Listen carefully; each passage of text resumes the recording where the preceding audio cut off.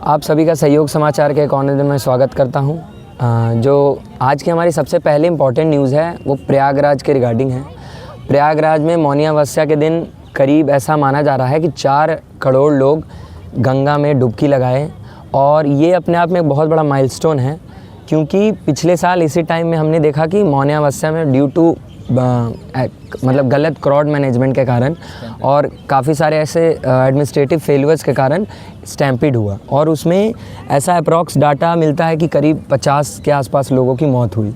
और ऐसे डाटाज काफ़ी सारे हैं जिसमें कहा गया 100 या उससे ऊपर, लेकिन गवर्नमेंट के डाटा में ये बताया गया कि 50 के आसपास लोगों की मौत हुई। लेकिन इस बार सही से सेफ्टली एकदम सारे लोग स्नान करके और अपने वापस घर पे गए। The role of management. हाँ, रोल ऑफ मैनेजमेंट। और हमने देखा कल कि प्रयागराज में होने के कारण कि कितनी भीड़ थी कल, लेकिन उसके बावजूद भी जगह जगह पे बैरिकेडिंग, जगह जगह पे पुलिस, ट्रैफिक मैनेजमेंट किया गया। और लोगों ने देखा, हमने देखा कि जो सबसे बड़ी ये हमारे लिए केस स्टडी का काम करता है एज ए UPSC एस्पिरेंट, कि किस तरीके से आने वाले समय में जब आपको प्रयागराज और कुंभ सिटीज़ मिलेगी आपके अंडर, तो उसको कहाँ से मैनेज कैसे करना है और इसको देखना है कि क्या क्या चीज़ों का यूज़ किया। जैसे बड़े पैमाने पे कल ड्रोन का यूज़ किया गया, AI बेस्ड कैमरा का यूज़ किया गया। तो मतलब टेक्नोलॉजी का यूज़ करके हम किस तरीके से मैन पावर को बचाते हुए, क्योंकि हमारे पास लिमिटेड पुलिस है, लिमिटेड डिफेंस फोर्सेस हैं, तो उसको आधार पे हम टेक्नोलॉजी को उस जगह पे रख के और उसका मदद से हमने कल पूरी तरीके से सही काम किया। और हमने भी एज ए खुद वहाँ गंगा में डुबकी लगाया और देखा कि वहाँ बहुत अच्छे तरीके से वेस्ट मैनेजमेंट हो रहा है और साफ़ सफाई भी चल रही है रेगुलर बेसिस पे। मतलब हर मिनट कर्मचारी वहाँ पे काम कर रहे हैं और मतलब हमको नहीं लगता कि इतने बड़े लेवल पे पूरे विश्व में कहीं पे कोई क्राउड मैनेजमेंट का एग्जाम्पल होगा, गैदरिंग होगा। ये अपने आप में ह्यूमन काइंड हिस्ट्री में सबसे बड़ा है।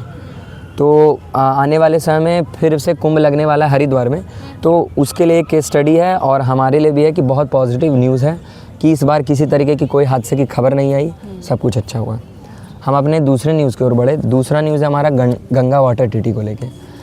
हमने जानते हैं कि इंडस वाटर ट्रीटी एक बहुत पॉपुलर ट्रीटी है, जिसमें इंडिया और पाकिस्तान के बीच जो इंडस है उसके पानी को लेकर समझौता हुआ था और वो समझौता काफ़ी साल से अच्छे तरीके से चल रहा था। लेकिन हाल ही में पहलगाम अटैक के बाद उस पर रोक लगा दिया गया, क्योंकि हमारे भारत ने कहा कि जो हमें हमारे देश में खून की नदियाँ बहा रहा है, हम उसे पानी कैसे दे सकते हैं। ये लाइन थी हमारे प्रधानमंत्री की। तो उस समय के बाद से वो रोक दी गई। लेकिन हमारे एक और पड़ोसी देश के साथ जो कि बांग्लादेश है, उसके साथ हमने एक ट्रीटी की थी, गंगा वाटर ट्रीटी, जो कि गंगा के पानी को बैलेंस्ड वे में बांटता है दोनों देशों के बीच। पहली बात तो गंगा का जो उद्भव है, यानी गंगा जो निकलती है वो हमारे देश से, भारत से निकलती है। वो जाती है, हाँ, गौमुख से निकलती है और फिर जाती है हमारे बे ऑफ बंगाल में। तो जब बे ऑफ बंगाल में वो जाती है तो 2 नदियों में बढ़ जाती है। एक का नाम है पद्मा और एक का नाम अपना हुगली, लेकिन वहाँ के लोग गंगा ही कहते हैं। तो अब उसको 30 साल हो चुके हैं उस ट्रीटी को, और वो ट्रीटी अब ख़त्म होने को आई है। तो यहाँ पे ये ऐसा आशा कि देख रहे हैं, क्योंकि अभी हमारे सबसे हाईली टेंशन का टाइम है। बांग्लादेश और इंडिया के रिलेशन बहुत ख़राब स्थिति से गुजर रहे हैं, क्योंकि उस साइड एक ऐसी गवर्नमेंट है जो अपने आप में गवर्नमेंट नहीं है, भीड़ का तंत्र है, जिसको एनाकी कहते हैं। एनाकी गवर्नमेंट, एनाकियल गवर्नमेंट है। उसके कारण हमारे जो अपने फॉरेन पॉलिसीज़ हैं वो बहुत ख़राब हो चुके हैं उनसे। तो उसके रिगार्डिंग हमारे और ऐसे काफ़ी सारे बयान भी उनके तरफ से आ रहे हैं। तो वो हमें उसको मद्देनज़र रखते हुए आने वाले समय ट्रीटी अगर रीन्यू हुई या ट्रीटी का रिवाइवल किया गया तो उसको कितने दिन के लिए किया जाएगा। पहले क्या था कि पानी का 50 से 50% बंटवारा होता था दोनों कंट्री के बीच, और अगर जो उसमें पानी में कोई कमी आएगी तो उसको मेजर करके उस हिसाब से अपना बंटवारा किया जाता था। लेकिन इंडिया की नीड अब और बढ़ गई। एक चीज़ हमें ये भी देखना होगा कि इंडिया भी ऑलरेडी वाटर स्कार्सिटी से जूझ रहा है। यहाँ हमारे जो बुंदेलखंड वाला रीजन है यूपी का और जो मध्य प्रदेश में, उस रीजन में पानी अपने आप में बहुत बड़ा मुद्दा है। अभी हमने हाल ही में देखा कि इंदौर में गंदे पानी के कारण काफ़ी सारे लोग मरने की खबर आई। 8 to 12 पीपल्स, 8 पीपल्स को तो हम मतलब वहाँ के गवर्नमेंट ने मतलब 2 lakhs पे किया, बट कितने और होंगे वहाँ पे एग्जैक्टली नो। और मोस्टली चीज़ें हैं कि बहुत सारे लोग सीवियर अभी भी हैं और मतलब झेल रहे हैं। तो उसके कारण हमें ये ध्यान देना पड़ेगा कि ऑलरेडी हमने देखा कि पंजाब, हरियाणा रेड अलर्ट पे चल रही है कि उनके ग्राउंड वाटर में पानी ख़त्म होने वाला है। आने वाले समय में 0% वाटर बचेगा। अभी भी 200-250 फीट नीचे पानी निकल रहा है, तो इसके कारण और हज़ार ऐसे कहीं कहीं जाएंगे जहाँ 1000 फीट जाने वाला है। तो ये अपने आप में बहुत ज़्यादा अलार्मिंग है, और इस टाइम में हमें अपने गंगा के पानी को किस तरीके से अलग अलग जगह डिस्ट्रीब्यूट करना पड़ेगा और मैनेज करना है, और उसके बाद हमें बांग्लादेश से भी इसको मैनेज करना है, क्योंकि रिवर कोई बाउंड्री नहीं देखती। रिवर अपने आप में एक अलग एंटिटी है, वो उससे कोई बाउंड्री से मतलब नहीं रखता, और एक रिवर पे एक देश का हक होना भी एक अजीब अगेंस्ट द ह्यूमैनिटी है। तो भारत पूरी तरीके से इसको कंट्रोल भी नहीं कर सकता, क्योंकि फिर यूएनओ की बात आती है, फिर अलग अलग इंटरनेशनल ऑर्गेनाइजेशंस। तो यहाँ हमें ये देखना है कि ऐसा क्या मिडिल पाथ निकले कि दोनों कंट्रीज़ को अभी अपने अपने जो पानी के उनके नीड्स हैं उसको फुलफ़िल करें, और हम जो वर्ल्ड की सबसे बड़ी पॉपुलेटेड कंट्री है वो भी अपना फुलफ़िल कर लें। तो ये अपना में बहुत से एक मतलब इस चीज़ से ही रिलेटेड एक चीज़ और आती है कि contaminated water, contaminated air quality, ये सारी चीज़ें जो कि हमारी बेसिक नीड्स हैं, जब वही सारी चीज़ें इतने गिरती चली जा रही है, ऐसी चीज़ होती चली जा रही है, तो हम अपने फ्यूचर जनरेशन को क्या प्रोवाइड कर रहे हैं, है ना। एक ये बहुत बड़ा क्वेश्चन मार्क हो जाता है। तो हम कमेंट सेक्शन में आप ये बता सकते हैं कि इन सारी चीज़ों पे कैसे एक्शंस हम लें, जो ये सारी चीज़ें हम रेनोवेट करा पाए अपने लेवल। लेकिन एक अच्छी बात इसमें ये है कि ये जनरेशन एटलीस्ट इसको एक प्रॉब्लम मान रही है। बिल्कुल बिल्कुल। नहीं तो पहले की हमारी जनरेशन इसको अवॉइड करती थी। पहले सर उतना उस लेवल का था भी नहीं, अवेयरनेस अगर अब अवेयरनेस नहीं थी पहले, डाटा भी नहीं था हमारे पास। तो अभी डाटा होने के कारण हम एज ए जेन जी, ये जनरेशन यूथ जनरेशन जो है, ये प्रॉब्लम मान रही है और प्रॉब्लम पे काम भी करने की कोशिश कर रही है। आप देखेंगे तो काफ़ी सारे ऐसे फॉरेनर्स हैं जो इंडिया घूमने आते हैं, उन्होंने क्लीननेस कैंपेन स्टार्ट कर दिया। एग्जैक्टली नोएडा, दिल्ली के अलग अलग क्षेत्र में, मुंबई में, वो खुद से साफ करे। वो उनका ये एक स्टेटमेंट है बहुत सुंदर अपने आप में। उन्होंने कहा कि भारत एक ऐसी देश है, वो अपने आप में बहुत सुंदर है, और अगर जो हम उसको इस तरीके से ट्रीट कर रहे हैं तो हमें बुरा लग रहा है। बिल्कुल एज अ फॉरेनर उनको बुरा लग रहा है कि भारत देश का इस तरीके से हाल है, तो हमें कितना बुरा लगना चाहिए। अभी जल्दी में ही हमारी फॉरेन की एक टीम आई हुई थी, प्लेयर टीम, वो हमें एक ऐसा स्टेटमेंट दे करके जाती है कि यहाँ पर हाइजीन की और साफ़ सफाई की बड़ी ही प्रॉब्लम है। तो ये चीज़ हमारे ऊपर एक बहुत ही बड़ा एक कर्ज जैसा है, एक और एक प्रॉब्लम भी दिखाता है लोगों के बीच कि किस तरीके से हम विश्व गुरु और एक साउथ जो कहा जाता है पूरे साउथ हेमिस्फीयर का लीडर बन के आने वाले हैं, आने वाले समय चाहते हैं लीडर बनना। तुम किस तरीके से लीडर बन पाओगे? बिल्कुल, क्योंकि एशिया में और भी कंट्रीज हैं, अफ्रीका में, और वो हमसे बहुत अच्छा करे क्लीननेस के में। It's okay that we are growing as a developing country, हम काफ़ी अच्छा कर रहे हैं, अच्छा परफॉर्मेंस कर रहे हैं, लेकिन ये जो हमारी बेसिक नीड्स है इस पर भी हमें ध्यान देना चाहिए, तो ऐसे केस में फिर हमें ये देखने वाला चीज़ हो जाएगा कि जो स्पेशली हम जो सिविल सर्विसेज के लिए हम लोग प्रिपेयर कर रहे हैं, being an Allahabad university student, हमारे लिए ये बहुत इंपॉर्टेंट है, और ये बहुत ज़्यादा स्टडी का केस स्टडी का विषय है कि इंडिया अपने रिफॉर्म्स कैसे दे रहा है। बिकॉज यूएनओ, अगेन अभी ने सेड राइट कि यूएनओ बहुत ज़्यादा इंटरफेयर करेगा कि how are you distributing the water, because river is a natural entity. So ये सारी चीज़ें बहुत ज़्यादा ma'am, UN is all about 5 P's, है ना। तो उसमें भी we can't interfere, and even UN secretary can't interfere there ना। तो therefore मतलब ये हमारे लिए बहुत इंपॉर्टेंट हो गई है ट्रीटी, और आने वाले समय अभी ये ट्रीटी इस साल भर चलेगी, क्योंकि दिसंबर में ये एंड होने वाला है 2026 में। तो पूरे साल अभी इससे चर्चा हो रही है इस पर कि एक पॉइंट और बनता है यहाँ पे, जैसे अभी अगर वर्ल्ड ऑर्डर को देखा जाए तो मतलब एक तरीके से देखो कि अभी जितने भी ये वर्ल्ड लेवल की ऑर्गेनाइजेशंस हैं अपने जहाँ पे वर्क कर रही हैं, लेकिन इनकी इंपॉर्टेंस देखो इस वक्त कुछ डिग्रेड हो रही है। बिल्कुल बिल्कुल। अब हर देश अपने एक पर्सनल लेवल पे अपने पर्सनल इंटरेस्ट के हिसाब से काम कर रहा है। जैसे मेन एग्जांपल, सबसे बड़ा एग्जांपल देखें तो यूएस। अभी वियतनाम पे देखे आपने जो केस उन्होंने किया, अब उनका अगला टारगेट ग्रीनलैंड है। तो ये चीज़ समझिए, अब जैसे इंडिया का जो ऑर्डर है यहाँ पे, इंडिया जिस पोजीशन पे है, हर तरफ से जितने उसके नेबर हैं उनसे कन्फ्रंटेशन उसकी लगी रहती है ना, हमेशा एक विवाद चलता रहता है। हमारे पास वाटर का जितने भी रिवर्स हैं उनका एक कंट्रोल तो है, इसको हम यूज कर सकते हैं पर्सनल लेवल पे, ये भी देखना पड़ेगा। जरूरी नहीं है कि हाँ ह्यूमैनिटी है, सब कुछ है, लेकिन हम अपना इंटरेस्ट भी देखना पड़ेगा, नेशनल इंटरेस्ट। ये तो अगर सब्जेक्ट है। ये सर वाला हो जा रहा है इंडिया का। जैसे ईरान से बोला कि आप मत, यूएसए ने कहा कि आप ईरान से मत करिए, हम कट आउट हो गए। बोला कि रशिया से आप मत दीजिए, हम कट आउट हो गए। तो हमारा अपना, हम नॉन अलाइंग कंट्री रहे हैं हमेशा से, ये चीजें एक इम्पॉर्टेंट पार्ट ये भी, और दूसरा आर्टिकल भी इस पे है कि हाल ही में यूएस के द्वारा। जैसे यूनाइटेड नेशन अभी तक जो जितने भी इंटरनेशनल अफेयर्स है उसके रिगार्डिंग चीज़ें करती थी और उसको मैनेज करती थी, लेकिन अभी उनके द्वारा यूएस के द्वारा एक नया ऐसा बताया जा रहा है कि बनाने की कोशिश कर रहे हैं वो, जिसको वो कह रहे हैं बोर्ड ऑफ पीस। मतलब एक ऐसा बोर्ड जो पूरे वर्ल्ड में इंश्योर करेगा कि पीस स्टेबल है कि नहीं, या पीस इंश्योर करेगा, जो कि अपने आप में बहुत कंसर्निंग है। क्यों?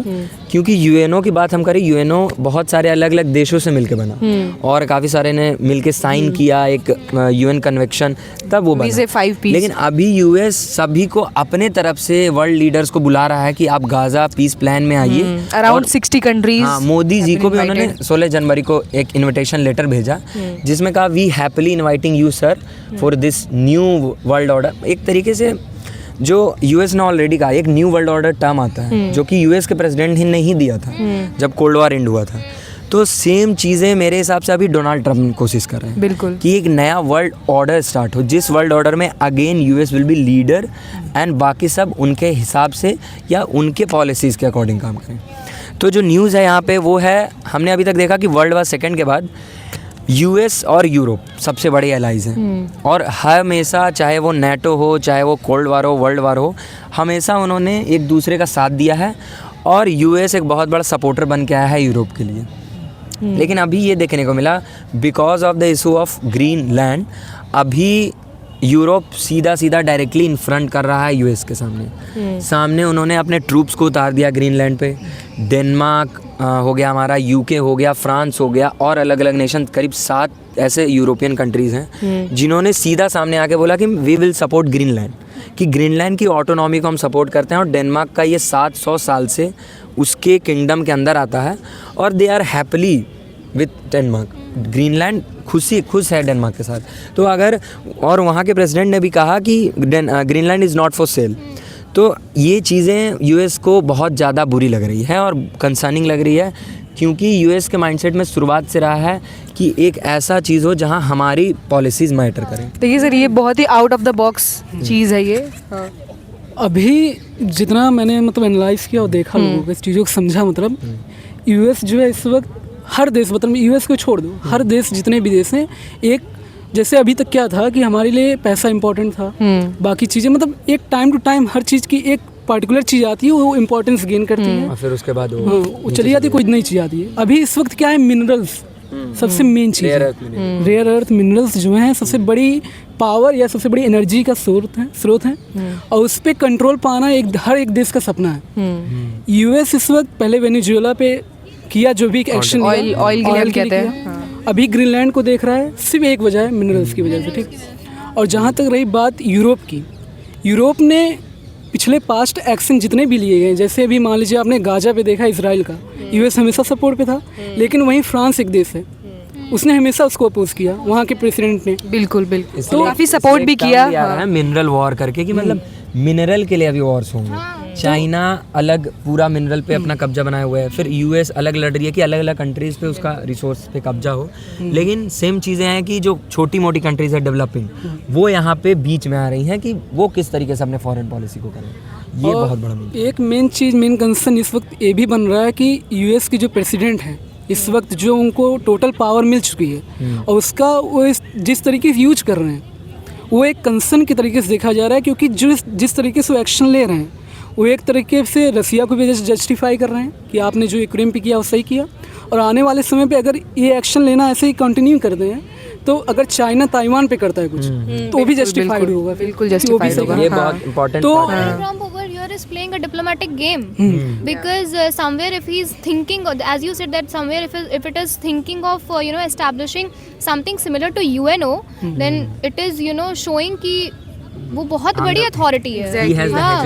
एंड ऑल्सो यहाँ पे एक टर्म आया है कि you can pay $1 billion there and you will be the member of that peace plan. एक स्टेटमेंट यूएस के प्रेसिडेंट के द्वारा दी गई, जो कि देखिए हर देश की प्रेसिडेंट की जो टोन होती है या बात करने की, लेकिन यूएस के प्रेसिडेंट का कोई भी स्टेटमेंट बहुत मैटर करता है अपने आप में। तो उन्होंने एक टर्म बोला कि world peace is on stake. मतलब अभी पूरी विश्व की जो शांति है वो ऐसे जगह पे है कि मतलब बहुत अनस्टेबल है। और वो स्टेटमेंट उन्होंने इसलिए दिया क्योंकि Europe and other nations are going against US. Yes, तो ये उनको ऐसा लग रहा है कि, और ये बात भी सही है क्योंकि मेरे हिसाब से एज अ यूएस प्रेसिडेंट वो डोनाल्ड ट्रम्प वो बहुत फ्रेजाइल ही उनकी छोटी छोटी बातें उनको बहुत अलग लगती हैं। और जितने भी अलग अलग प्रेसिडेंट को उनको देखा गया आज तक के इतिहास में यूएस के, कहा जा रहा है कि ये ऐसे इकलौते हैं जिनकी मतलब जो पावर का होता है कि एक पावर में आने के बाद लोग देख ही नहीं पाते कि वो स्टेटमेंट क्या दे रहे हैं, वो जो एक्शंस है वो उसका रिपरकशंस क्या होगा, वो सेम चीज़ें से अभी गुजर रहा है यूएस। ट्रम्प की जो सर हिस्ट्री है, ही इज़ अ बिजनेसमैन, है ना, ही वाज अ बिजनेसमैन। तो वो हर एक चीज़ जो उसकी जो आई साइड है वो उसी से रिलेटेड होती है। एंड ऑल्सो उसकी जो अभी जल्दी स्टेटमेंट आई थी अबाउट लॉबिंग फर्म, वो फिर आई, फिर उसके क्या बोलते हैं Epstein उसके file को मिनिस्टर लेके ने आई थी। फिर उसे चेंज कर दिया। So this is what the, मतलब he is not a man of his words, basically we can say. वही बात है, 2 पॉइंट रखना चाह रहा हूँ कि यूएस प्रेसिडेंट को इस वक्त सबसे ज़्यादा अनप्रिडिक्टेबल मैन की तरह देखा हाँ, जा रहा है। बिल्कुल हर देश जैसे उसी तरीके से उनको देख रहा है, अनसर्टेन है, वो कुछ भी कह सकते हैं, कुछ भी कर सकते हैं। तो मानता हूँ उनके पास पावर है, सब कुछ है, लेकिन एक चीज़ चेंज आना बहुत ज़रूरी है मेरे हिसाब से। जैसे पहले कहा जाता था west problem are the world problem, yes yes, इस माइंडसेट का चेंज होना बहुत ज़रूरी है। जो छोटी कंट्री हैं, डेवलपिंग कंट्री हैं, उनको डेवलप करने का एक मौका देना चाहिए। ये बड़े देश जितने भी हैं जो डेवलप्ड हो चुके हैं, ये अपने को इस तरीके से ट्रीट नहीं कर सकते कि जो मैं चाहूँ वो करूँ। और अगर यूरोप देखा भी जा रहा है, जैसे कनाडा जो है अभी चाइना के साथ ट्रेड किया, डील किया है कुछ, और इस पर मतलब सही बात है कि ऑब्वियस है कि यूएस बहुत गुस्सा नाराज होगा, लेकिन मानना पड़ेगा इस तरीके से अलाई बननी चाहिए। और जो इम्पोर्टेंस कम हुई हैं, जितनी बड़ी बड़ी ऑर्गेनाइजेशंस हैं, इनकी इम्पोर्टेंस जो कम हो रही है कि कुछ भी वो एक्शन नहीं ले पा रहे हैं जो भी यूएस कर रहा है, तो ऐसा हो कि सब एक साथ आएँ, कुछ बड़ा करें, और जिसके साथ मतलब ऐसा हो कि हर एक को मौका मिले। बिल्कुल बिल्कुल। कोई एक अपनी हेजिमनी वापस ना सेट कर पाए, कोल्ड वॉर एरा ना आए वापस में। वैसे तो कहते भी हैं कि USA is a police man of whole world ना, but still he is imposing this thing. एक स्टेटमेंट है आईआर में हमें पढ़ना रहता है, प्रेजेंट वर्ल्ड ऑर्डर। वो प्रेजेंट वर्ल्ड ऑर्डर में उसमें ये बताया जाता है कि जो कोल्ड वॉर है उस टाइम पे यूनिपोलर वर्ल्ड था, मतलब US is the has the hegemony, but अब है मल्टीपोलर वर्ल्ड। मतलब अब चाइना और यूएस फिर इंडिया, मतलब थर्ड पार्टी बहुत सारे अलग अलग लीडर्स बन के आ रहे हैं। तो हमें ये ध्यान देना है कि इंटरनेशनल रिलेशन में खास करके वर्ल्ड मल्टीपोलर रहेगी तो ज़्यादा अच्छे से चल पाएगी। एग्जैक्टली, क्योंकि अगर एक कोई लीडर रहता है तो वो अपने हिसाब से चीज़ों को घुमाता है, और वो बहुत ऐसे मल्टीपोलर रहेगा तो एक लॉजिक ऑफ डिटरेंस होता है कि क्या पता वो उस पर हमला ना करे, इसलिए हम भी नहीं करेंगे। जैसे कोल्ड वॉर हमें देखने को मिला कि यूएस और रशिया कभी भी सामने लड़ने नहीं आई, और ये बहुत बड़ा ऐसा कारण है जिसके कारण आज हम बच पाए, क्योंकि अगर वो आमना सामने आ जाती डायरेक्ट वॉर में तो वहाँ न्यूक्लियर बम से सिर्फ वॉर होता। न्यूक्लियर पर। और इसी में एक और आर्टिकल जो ऐड ऑन है वो है ट्रंप ने स्विट्ज़रलैंड में विजिट का कंफर्म हो गया कि ट्रंप स्विट्ज़रलैंड में जाएंगे। स्विट्ज़रलैंड में एक जगह है दावोस करके, वहाँ वर्ल्ड इकोनॉमिक फोरम का मीटिंग होने वाला है। और इस टाइम में, इतनी सेंसिटिव टाइम में, जब यूरोप से इतनी बड़ी बड़ी स्टेटमेंट निकल के आ रही है और यूएस का रिलेशन ख़राब हो रहा है और वो यूरोप जा रहे हैं, तो ये बहुत बड़ा इंपॉर्टेंट पार्ट रखता है। और वर्ल्ड इकोनॉमिक फोरम के मीटिंग में 6 साल बाद वो जा रहे हैं। तो वर्ल्ड इकोनॉमिक फोरम हमारे लिए इम्पॉर्टेंट क्यों, हमारे देश के लिए, क्योंकि एक ऐसा फोरम है जो बताता है कि किसी भी देश में इकोनॉमिकल लिटरेसी, या कहते हैं कि जेंडर बेसिस पे या अलग अलग सोशल जितने मतलब ग्रुप्स हैं उसके बेसिस पे इकोनॉमिक कितने अच्छे से डिस्ट्रीब्यूट है। तो इसकी डाटा ये हमें बताती है कि भारत देश का जो रैंक है वो पहले के मुकाबले घट गया है। पहले हमारा रैंक 129 था और 130 बढ़ गया, मतलब वो बढ़ रहा है, तो ये नहीं समझिए कि अच्छा है। वो 149 कंट्रीज़ में हमारा रैंक 131 है। तो ये अपने आप में दिखा रहा है, ऐसे कहा भी जाता है एक स्टेटमेंट कि कभी कभी इंटरनेशनल जो ऑर्गेनाइजेशंस है वो वेस्टर्न सेंट्रिक है, वो ऑन ग्राउंड चीज़ें नहीं देखते। वो अपने एक ऑफिस से बैठ के जो सर्वे डाटा पड़ी हुई है इंटरनेट पे या हमारे गवर्नमेंट की, वो देखते हैं उसके बाद। लेकिन तब भी इतनी नीचे रैंक होना भी कंसर्निंग है। बिल्कुल, अंडर 100 भी होना चाहिए था, तो आउट ऑफ 100 है हमारा। तो हमें ये बताता है कि जो वुमेंस हैं हमारे देश की, या जो ऐसे सोसाइटी में जो डिप्रेस क्लास हैं या जो लोअर क्लास हैं, उनके पास बहुत कम इकोनॉमी है और बहुत कम वेल्थ है एज़ कम्पेयर टू द 1% और 10% of population of India. Exactly. तो हमारे लिए बहुत इंपॉर्टेंट है। और फिर ये भी दिखाया जा रहा है एक स्टेटमेंट कि साउथ ईस्ट एशिया में या पूरे एशिया में, साउथ एशिया में हमारी इकॉनमी सबसे ज़्यादा ख़राब रैंक कर रही है। ये एक कंसर्निंग बात है कि भाई पाकिस्तान में इतनी ख़राब स्थिति है, बांग्लादेश में इतनी ख़राब स्थिति है, लेकिन वाई इंडिया को क्यों है ऐसा? हाँ, तो 4th लार्जेस्ट इकॉनमी है हम, but why about Used to say that we are moving toward becoming a third largest economy, but still we are we are in the lowest ranking in South Asia. Speaking something else. हाँ, तो यहाँ पे एक concerning चीज़ ये है, हमें एक सवाल आता है हमारे दिमाग में कि क्या इंटरनेशनल डाटा फैब्रिकेटेड है या क्या जो चीज़ें हैं वो हमारे अभी कुछ वक्त पहले हैप्पीनेस इंडेक्स आया Index था आया और उसमें हमसे ऊपर थे Pakistan, Bangladesh. Finland is the first ठीक है। country. Yeah, that's correct. We तो- accept that. Yes. But as being an Indian, how can we accept that Pakistan is Exactly. way beyond us? They are doing better than us. Yeah, they are betting. How? different thing, तो by the ये way. यहाँ पे एक चीज़ questioning होती है कि नहीं, like waste It's एक not बात इंडिया एंड पाकिस्तान वाली राइवलरी नहीं है हाँ, इसमें, हाँ, but the thing is they don't have that kind of assets, but we have those The assets. ground reality is, poles apart with the fabricated data. हाँ. हम इसको इसलिए ही fabricated कह रहे हैं क्योंकि ground zero कुछ और है. हमें पाकिस्तान, बांग्लादेश में कुछ और दिख रहा है. People are not happy.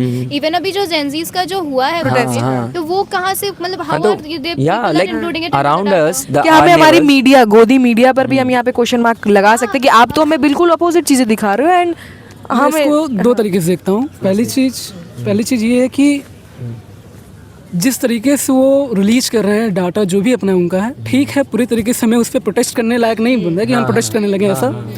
और जो ऊपर हैं जो नीचे हैं वो तो गलत दिखाई रहा है, हमें दिख ही रहा है कि पाकिस्तान कैसे ऊपर हो सकता है। लेकिन ये भी रियलिटी कि अगर उतना भी नहीं है तो कुछ ना कुछ तो है भाई। बिल्कुल, तो हमें उसे सुधारने की जरूरत There's है। something which is concerning for me. तो हम उससे सीख ले सकते हैं, उसे समझ सकते हैं डाटा को और एनालाइज करके अपने आप को सुधार सकते हैं। प्रोटेस्ट करने की जरूरत नहीं बट है। We can't be jealous of. या वी कांट जेलस, बट ऐसा है कि इंटरनेशनल ऑर्गेनाइजेशन को एक कंसर्न होना चाहिए कि इतनी कैसे वो ब्लाइंड हो सकते हैं कि लाइक ये Pakistan, Nepal, Bangladesh, Sri Lanka, they all are going through a very bad condition in their government and their economy. और उस टर्म में आप इंडिया से कंपेयर कर रहे हैं who is again touching the most foremost economies thing, like 4th largest economy again, and we are recording the ground break recordings. और उस टाइम पे चीज़ें अलग हो रही हैं और ये कंसर्निंग है हमारे लिए। लेकिन हाँ, इतना नीचे रैंक होना, इसमें कहा गया 60% 70% ये सही है। और हमारे देश में जो चीज़ें हैं वो हम भी देख रहे हैं, तो हम इस पे विश्वास करते हैं। लेकिन इस डाटा में और अच्छे से होनी चाहिए, मतलब लेजिटिमेसी होनी चाहिए उन लोग के लिए, ट्रांसपेरेंसी होनी चाहिए कि आप एक अंतर्राष्ट्रीय संस्थान है, आप किसी भी कंट्री को लेके बायस ना हो, ये हम चाहेंगे। इसके बाद हमारा दूसरा आर्टिकल है आसाम को लेके। अभी आसाम में स्टेट इलेक्शंस होने वाले हैं और वेस्ट बंगाल में हो चुके हैं।